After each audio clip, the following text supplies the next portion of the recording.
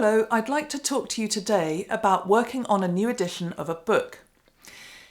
If you've written a book and a publisher asks you to produce a new edition, that's a compliment, because books that don't sell well don't get asked for new editions, only books that are doing well and where the publisher can see potential for it to do even better. Having said that, some so-called new editions are essentially the same book with a new cover and not much else. This is sharp practice by some publishers and I do not approve.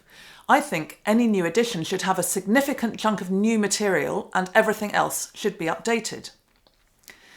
Pulling a book apart and putting it back together again is a very odd process, but it does make you realise that there is no such thing as a perfect book. I've done several new editions of my books now, and I find that what I've learned in the intervening time since the previous edition is really helpful in enabling me to format the plan for the next edition. So the first step of doing that is to decide what new material may be needed.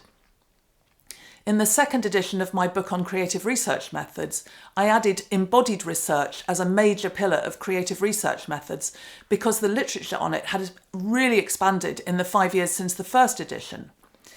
In the second edition of my research ethics book, which I'm working on now, I will include new chapters on decolonising research because that's become much more widespread as a concept since the first edition, and also on the ethics of research and technology, because again, that's grown a lot since the first edition.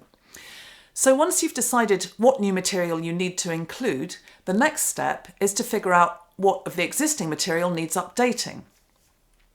This will mean going through the text and updating any text that needs updating, but also references. And here is where new editions of books have to be referred to as well as created.